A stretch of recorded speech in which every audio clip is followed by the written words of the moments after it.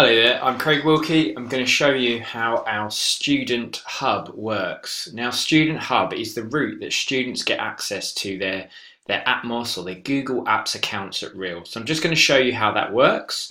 You first of all go to the Real Education website, which is real-education.org. You scroll right down to the bottom of the website, and at the bottom there are some links that are associated with staff here, Atmos, but there's also this S. We'll probably change this to student accounts or student hub, but for the moment that's where you log in. So I'm going to click on S here. What that will do is it takes me through into Student Hub.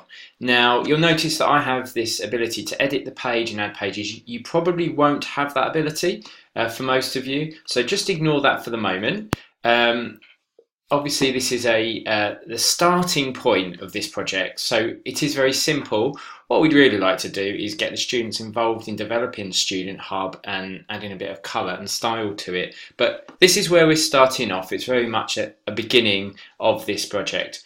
So what it does then is it describes how Student Hub is split up. You might be familiar with the fact that the Real Education Atmos space is actually formed of something called Real Learning, and underneath Real Learning are all the structured folders which are managed and organised by their leaders. We've done something very similar for students. We have links to three main things. The first one is workbook, then we've got resources and also a resources library. So we call them My Workbook, which is where students can put all of their own work, all of their essays or their creations in there. All staff can actually view that, so even if you don't teach that student, you can look at their work. It does work in a very similar way to walking into a classroom and then being given access to the students' exercise books where you can pick up and see what they've been doing. Obviously nothing that's going to go in there is going to be confidential. It is their lesson work, their creations during lesson time. We think this is the right approach because it means if you're covering that student, you can just have a look and see what they're up to, have a look and see what they're doing. You can pick those things up quite easily. You can also look at how other students are working, and that might give you some ideas around the students that you're managing to help you with some of the planning and some of the resourcing.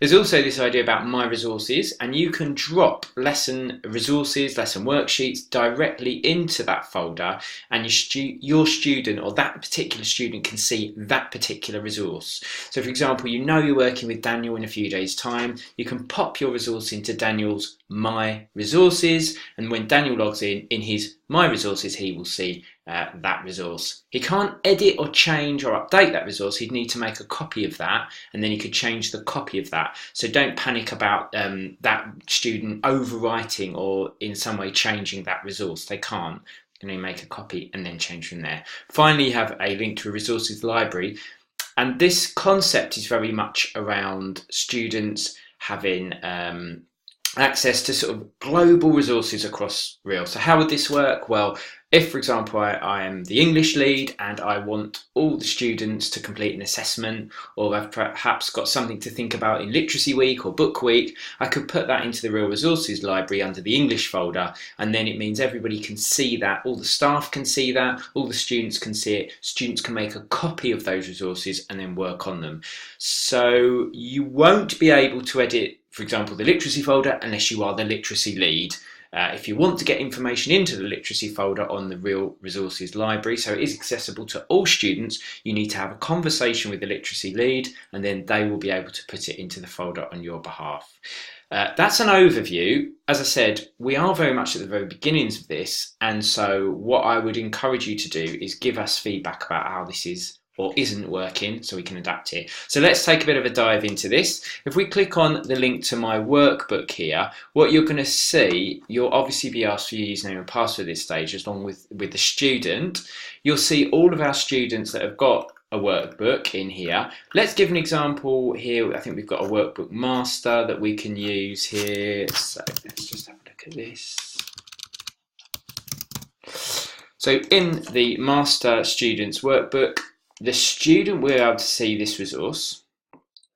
The student will not be able to see this archive. Okay, so this archive folder is only available to the tutors, to staff at Real. The idea behind this is if you had a student that you felt might delete a piece of work that they've done that you really don't want them to delete because actually it's a good piece of quality work, what you can do with that is you can just right click and make a copy of their piece of work, which will just do that for us now, hopefully. There it goes. And then you can just pop that into archive. Now, that is a hidden folder from the student, so the student doesn't know about that folder.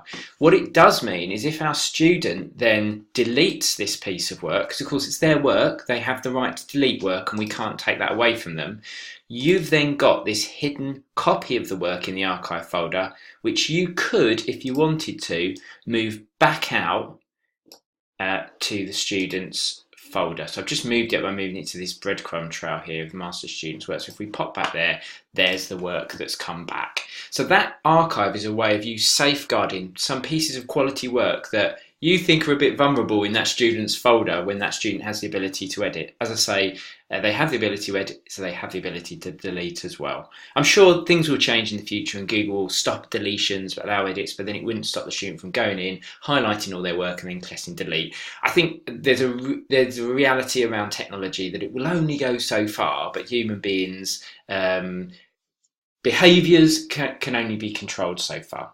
So that's how my workbook works. There is a little description here as well, so if you forget after this video you can just go back, have a little look over this, and it gives you a flavour for what that might include. Link to my resources.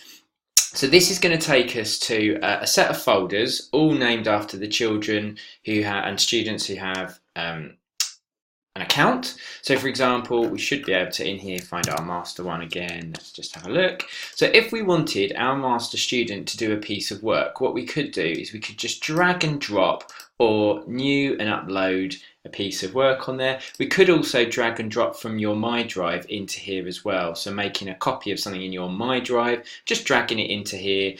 That is for the student to look at. So it might be a worksheet, it might be a picture. The student cannot delete that or edit it. It's only the tutor, you, that can make those changes. So that's quite a nice way of saying, okay, I've added a resource in for us to look at. You have a look at that. If you want to make some changes to it, make a copy of it. It would then go into their My Drive and then they can edit it. So that's the My Resources, and every tutor can put stuff in there. So in your My Resources for your student, you are going to see a load of different resources that all of the students associated, all of the tutors associated with that student are going to see. So you might go in there and think, wow, why is there a maths resource and an English resource? Well, that's because the tutors of those areas have put those in there. I would say that this area could get a little bit messy, and I would be suggesting that what we do is just review our approach, and maybe every half term or every term we just review what's in there and we just make some changes as we required. The final one here, back to StudentHub, is this Real Resources Library, and in Real Resources Library this is going to show us the maths resources, the English resources. We can have as many folders as we want here. We should have ICT resources, we should have wellbeing resources, and the idea is that your student can go in, they can click on maths resources, and then inside of that they'll be able to see all of the resources that the maths lead for Real Education has put in there. If you need a resource going in there, you have a conversation with the maths lead and you ask them to put a resource that you've created into there, and then obviously it will be available for everybody in the whole organisation. So that's about you as a tutor accessing and navigating your way around it. Again, use that master student to practice on. That isn't a real student, obviously. It's just a bit of a test one. So do just have a little play with that if you need to. And then just if you could remember to delete anything that you have added into it in there, that would be really helpful. As for the students, once they've logged in, they are going to see a very similar page like this, because they're going to go in exactly the same way. When they click Real Student Hub, when they click, link to my workbook, they are just going to see their own workbook. They are not going to see Tom and Thomas and Bailey and all these. All they're going to see in there is their own workbook. So that hopefully will provide them the same route in as the staff, and as I say, it will it will manage all of that sharing for you, so you don't need to do any sharing, you just need to pop things into the right folder. As I said, this is something that we've been working on developing during the last year, and we do hope to refine and improve it. We do need your advice and thoughts. Sorry that it's a long video, but it's an important one, and we sort of felt that it was useful just to go through some of these approaches. Of course, it's so important to get this right at the start, because we're starting to create some of those approaches that we know work really well and that have really served us well up until now in terms of the staff side, and we're just trying to replicate some of that good practice on the student side. Any problems or issues, don't forget just to log an IT service desk ticket. We're really happy to help you with any of this, just getting your head around some of it or having things set up or changed as you need to.